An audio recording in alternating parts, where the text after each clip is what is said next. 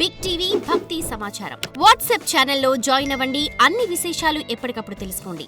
భార్యాభర్తలు అనుకోని కారణాల వల్ల విడాకులు తీసుకున్నారు, ఇంకో పెళ్లి చేసుకున్నారు. ఇప్పుడు ఆమె చేసే నోములు, వ్రతాలు, పూజలకు అర్హత, ఆ పుణ్యం ఎవరికి లభిస్తుంది? ఫస్ట్ ఫ్యామిలీకా, సెకండ్ ఫ్యామిలీకా? నిజమేనా? భార్యాభర్తల బంధంలో విడాకులు చట్టపరంగానే, ఆత్మల పరంగా కాదు. కాబట్టి మొదటి భార్యగా పోతాయి, ఇదే ధర్మం. రెండో భార్యకి ఎలా పోతాయి అని అంటే కర్మ ఫలితాలకు భర్త ఉంటాడు కదా ఇక్కడ. అంటే ఈ భార్య మొదటి భార్య వెళ్ళిపోయింది కదా, మొదటి భార్య వెళ్ళిపోయింది కాబట్టి రెండో భార్యకు వచ్చింది స్థానం కదమ్మా. ఇప్పుడు ఇక్కడ అనుభవించేది రెండో భార్య. పుణ్యం సంపాదించింది అని అంటే ఏ పుణ్యం సంపాదిస్తుంది? మీరు అన్నట్టుగా విడాకులు తీసుకున్న భార్య అమ్మ ఏం పుణ్యం సంపాదిస్తుంది? భర్తని కాదనుకొని వెళ్ళిపోయింది కదా, భర్తని కాదని వెళ్ళిపోయింది. ప్లస్ భర్త కూడా ఆవిడని వద్దనుకొని వదిలేశాడు కదా. వీళ్ళిద్దరు ఈ ఇద్దరే అపవిత్రము. ఇంకా పుణ్యం అనేది తేడు ఉంది అక్కడ మాట. అర్థమైందా తల్లి? నువ్వు విడిపోయింది చట్టపరంగా, కాగితాల పరంగానే, అంతరాత్మల పరంగా నువ్వు ముత్తైదే. ఒక స్త్రీ ముత్తైదే, ఆ పురుషుడు పెళ్ళైన వాడే. ఆ స్త్రీ ఏ దేశంలో అయినా బతికేసి ముత్తైదు ఆయన స్వీకరించవచ్చు. బాగా గమనించాల్సిన ప్రశ్న. రెండో పెళ్లి చేసుకున్నది, రెండో భార్య ఉన్నది అని అనుకో అమ్మా, ఈ స్త్రీ కూడా ముత్తైదే. పురుషుడు ఉన్నాడు ఇంకెంబడి. ఆ స్త్రీ పెళ్ళి అయిపోయింది, విడాకులు అయిపోయినట్టు ఆ స్త్రీ వెళ్ళి వేరే పురుషుడి దగ్గరికి వెళ్ళేసేసి వేరే వాడిని పెళ్లి చేసుకుంది అనుకమ్మా, ఆవిడ కూడా ముత్తైదే. ఈవిడ ముత్తైదే, ఆవిడ ముత్తైదే. ఈయన పవిత్రమే, ఆయన పవిత్రమే. అందరూ పవిత్రమైన వాళ్ళు మరి విడాకులు ఎలా తీసుకున్నారు? నీ మనస్సాక్షి అపవిత్రమైనదని అర్థం. అర్థమైందా తల్లి? కష్టం, ఇష్టం, నష్టం, సుఖం చూసుకొని 5 మహాపతివతల మహాకథలు చెప్పేసేసి శ్రీరాముడి అంతటి వాడి గొప్ప నిర్ణయాలని చెప్పిన చరిత్రని వదిలి పాణిగ్రహం చేసేటప్పుడు చిటికెనీళ్ళు పట్టుకొని ఎన్ని కష్టాలు వచ్చినా నేను నిన్ను వదిలిపెట్టానని చెప్పిన నీవు భర్తను వదిలిపెట్టేసేసి, లేదా భర్తని భార్య వదిలిపెట్టేసేస్తే ఆ పాణిగ్రహానికి అర్థం లేదు, అరుంధతి నక్షత్రానికి అర్థమే లేదే. అగ్ని చుట్టే ఎందుకు దింపుతారు? నేను ఇలా చేతులు పెట్టి అక్కడ ఏదో బెల్లమో లేకపోతే ఇంక చెరుకు గడలో లేకపోతే ఇంకేదో పెట్టి దింపొచ్చుగా. మరి అలాంటప్పుడు ఆ పంచభూతాలే ఆపాలి కదా. పంచభూతాలు ఆపాలంటే భార్యాభర్తలు కలిసి ఉండాలనే సంబంధాలు చేశారే కానీ ఎవరన్నా విడిపోవాలని చేస్తారమ్మా. ఇక్కడ సంబంధాలు చూసే వాళ్ళది ముఖ్యంగా తప్పులు ఉంటాయి. అబద్ధాలు చెప్పేస్తారే ఫస్ట్లో జరిగిన వ్యసనాలుండి. ఏ భార్యాభర్తలు బాగా గమనించాల్సిన విషయం అమ్మా, కొందరు మాత్రమే ఆస్తి కులమని విడిపోతారు. 90% మంది భార్యాభర్తలు అక్రమమైన సంబంధాలు వేరే వేరే వాళ్ళ బడో ఇంకేదో బయటపడే విడిపోతున్నారే కానీ ముమ్మాటికి ఏ స్త్రీ కూడా నాకు వేరే పురుషుడు కావాలని వెళ్ళిపోదు. చాలా తప్పు మాట మన సొసైటీకి అందజేయాలి. ఏ స్త్రీ కుటుంబాన్ని పాడు చేసుకోదు. అక్రమంగా ఏదైనా బయటపడితే పాడు చేసుకోవడమా, ఈ స్త్రీ వేరే అక్రమంగా ఏదైనా కనబడుతూ ఉన్నదా అన్న విషయంలోనే విడిపోతుంటారు ఎక్కువ శాతంగా. కానీ ఏ స్త్రీ అలా నా భర్తని వదిలిపెట్టేయాలంటే కష్టం, ఇష్టం, నష్టం, సుఖం అనేది ఆ 5 మహాపతివతలమ్మ. సతీ సావిత్రి అమ్మ ఏం చెప్పింది? అరుంధతి మాత ఏం చెప్పింది? అనసూయ మాత ఏం చెప్పింది? మండోదరి ఏం చెప్పింది? సువర్చల ఏం చెప్పింది? మీరు మొదట చెప్పినంటే ఈ 5 చరిత్ర చెప్పేవాడిని నేను. తెలుసా తల్లి? ఈ 5 చరిత్రలు చాలా బలమైన వాళ్ళు. పతిని ఎలా కాపాడుకుంది అరుంధతి మాత్రం? 100 సంవత్సరాల ఒక సంవత్సరంలోనే చనిపోతాడు అని అంటే ఆయనను పెళ్లి చేసేసుకున్నది, సత్యవంతుడిని చేసేసుకొని శివుడి దగ్గర వరం పొందింది తెలివిగా. నాకు దీర్ఘ సుమంగళీ భవ అని వరం ఇవ్వండి అని చెప్పేసి.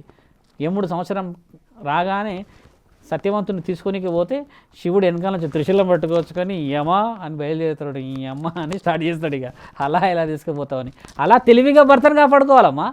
అలా ఉందా? ఎలా వెళ్ళిపోతున్నారు చూసారుగా. ఇలా మీరు అన్నట్టు స్త్రీలను నేను తప్పు పడతలేను, పురుషులను తప్పు పడతలేదు. ఇక్కడ ఏమిటంటే క్షణికంగా నిర్ణయాల వల్ల నీవు విడిపోవచ్చు, హక్కుంది.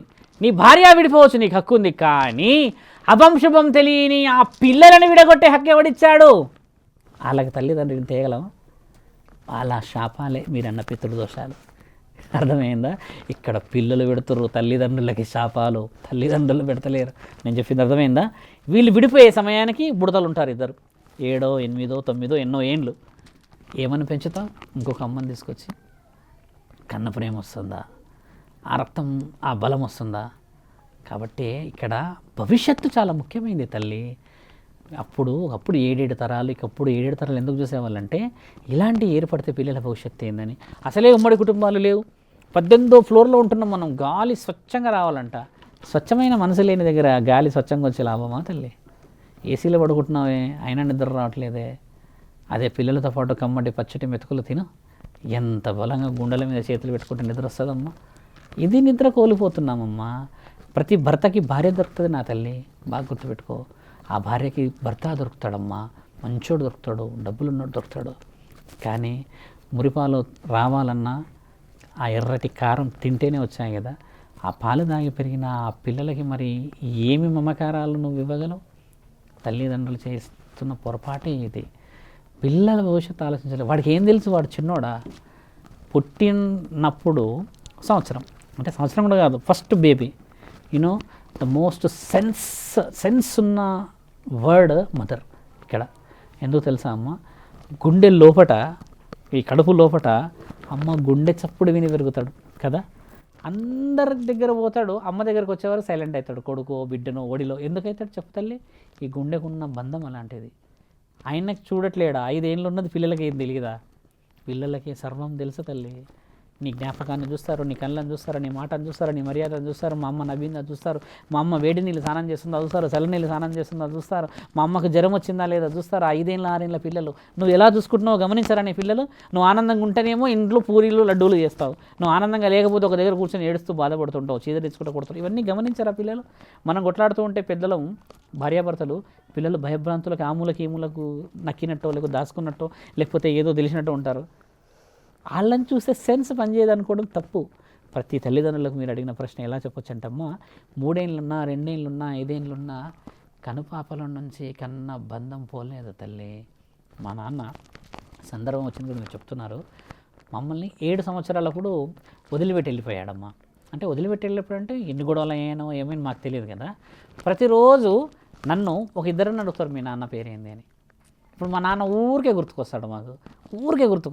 మా నాన్న ఎక్కడ ఉన్నాడో తెలియదు మాకు, ఇప్పుడు తెలియదు. ఇప్పటికి మా నాన్న ఎక్కడ ఉన్నాడో తెలియదు నాకు. మా అమ్మ 2వ పెళ్లి చేసుకున్నది, అన్నీ చేసుకున్నది. ఇప్పుడు నేను ఆయనను కూడా నాన్న అని పిలిచిన, మమ్మల్ని బాగా చదివించిండు, ఆయన ఒక కారణంతో వచ్చిండు, ఇంతే ఫీల్ ఉంటుంది. కానీ మా నాన్న 7 సంవత్సరాలప్పుడు పోయిండు, 6 అడుగులు ఉండేవాడు.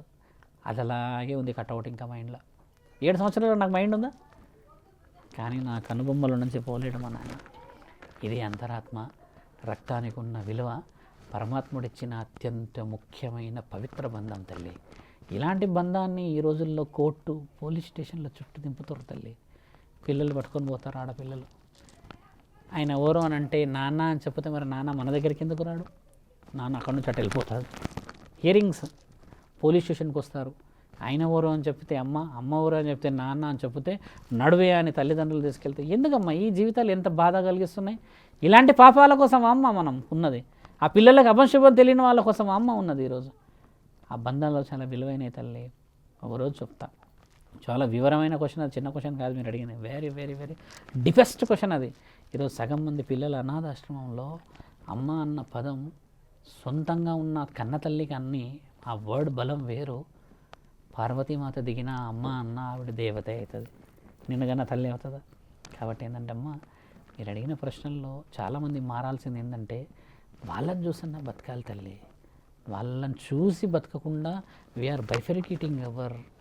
ఎందుకు ఈ ప్రస్తావన వచ్చిందని అంటే లౌకికమైన సుఖాల కోసం పిల్లల్ని కూడా చంపేస్తున్నారు. చంపేస్తున్నారు. మళ్ళీ ఇంకోటి మీరు గమనించాల్సిన విషయం ఏంటంటమ్మా, నీకు సుఖమే కావాలి అని అంటే ఒక నమ్మిన వ్యక్తిని నమ్మకంగా మోసం చేయడం కాదు.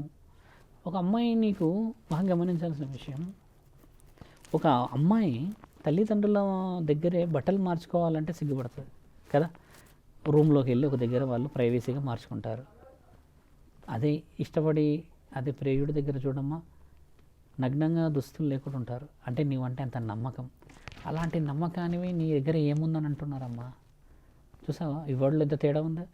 సిగ్గుపడుకుంటూ కన్న తల్లిదండ్రుల దగ్గరే వాళ్ళ తలదాచుకొని కొన్ని గోప్యంగా ఉండే స్త్రీలు, అమ్మలు, అన్నీ తెలిసి ప్రపంచంలో నీవే గొప్ప అనుకొని అన్ని ప్రేమలు వదిలిపెట్టేసేసి నీవే సర్వం అని ఇస్తే ఆ సర్వానికి పెట్టిన పేరు మోసమా? నిన్నగాక మొన్న నాగర్ కర్నూల్లో 2 గంటలకి ఆమె బయటికి వెళితే ఆ దేవాలయంలో ఉన్న మూర్ఖపు నా ఎదవలు 7 మంది పైశాచికత్వం ఆనందాన్ని పొందినప్పుడు చెల్లి, అక్క, అమ్మ గుర్తుకు రాలేరా? దేవాలయంలోనే సెక్యూరిటీ లేదు. ఈ క్షణిక సుఖాలు ఎక్కడి సుఖాలమ్మా? అందుకే పెళ్ళిళ్ళ వయసు ఏముండే తెలుసా? ఒకప్పుడు 16 ఆడపిల్లకి 18 మగవాడికి ఉండే. ఇవన్నీ లేకపోయేసరికి మద్యము, మాంసము, విచ్చలవిడతనం ఇవన్నీ వచ్చేసేసి కనబడిన దానికల్లా నీవు అర్థం పర్థం లేకుండా పురుషులు తాగిన మైకంలో ఏం చేస్తున్నావో తెలియని మీరు. కలకత్తాలో మమిత పరిస్థితి ఏంది, వెరీ వెల్ ఎడ్యుకేటెడ్ డాక్టర్ని వెరీ వెల్ ఎడ్యుకేటెడ్ సిబ్బంది పెట్టేశారు. ఎలా ఉంది చూసారా? మీరు అడిగిన ఎన్ని ప్రశ్నలు కావు ఇవన్నీ. ఇది కేవలం శారీరక సుఖమే. ఒక వీర్యానికి ఉన్న శక్తి అబ్రబ్రహ్మలోకం అని తెలియదు. మీకు తెలుసా అమ్మ? కొంచెం ఇండైరెక్ట్ డిస్కషన్ కావు, డైరెక్ట్ ఏం చెప్తా అంటే, ఒక చిన్న వీర్యం నుంచి 100 మంది పిల్లల్ని ఎంతో చేస్తారంట టెస్ట్ ట్యూబ్లు, నాకు తెలియదు. లక్షలు పెట్టి పిల్లల కోసం ఎదురు చూస్తున్న ఇన్ఫర్టిలిటీ సెంటర్స్ ఉన్నాయి ఈడ కదా. అలాంటి తల్లిదండ్రులకి తండ్రి పిల్లల్ని ఎడ చూడమ్మా, ఇచ్చిన వాళ్ళని ఏమో ఇలా రోడ్డున పడేస్తాం. ఏం పరమాత్ముడిని ఒక్కోసారి డిబేట్ పెడితే పరమాత్ముడితో పెట్టించండి నాకు అనిపిస్తుంది. బాధ కదా, ఎంత అపశుభం తెలియ అనిపిస్తుంది. లక్షలు పెట్టి ఐవీఎఫ్ సెంటర్లలో ఎంతమంది ఆడపిల్లలు ఎదురు చూస్తున్నారు, భర్తలు ఎదురు చూస్తుంటే కమ్మగా కన్నా ఈ జన్మకి రోడ్డున పడేసే పరిస్థితి. అందరూ బాధ అమ్మ. ఈ బాధలన్నీ ఎలా పోతాయి అనంటే, మన దగ్గర సాధన పెరగాలి, దైవ భక్తి పెరగాలి, ధర్మశాస్త్రం గురించి విలువ పెరగాలి. ప్రతి స్త్రీ నేను స్త్రీని కాళ్ళకి పసుపు నుంచి మొదలు పెడితే నెత్తిదాకా కొన్ని నియమాలు ఉన్నాయి అని గమనించాలి. పురుషుడు నాకంటూ ఒక శక్తి ఉంది, అది నేను సంపాదించి గౌరవంగా మా అమ్మ మా నాన్నలకు విలువ దేవాలి. నేను బండ్ల మీద స్పీడ్గా పోయి ఎరుచుకుంటూ పోయి నా పౌరుషాన్ని వీరత్వాన్ని చూపించేదంతా నా కుటుంబం బాగుపడడానికి చూపించాలని అందరం బయలుదేరినప్పుడే కదా సనాతన ధర్మం బాగుపడుతుంది తల్లి. అది వివరణ. For more videos like this, subscribe Big TV channel.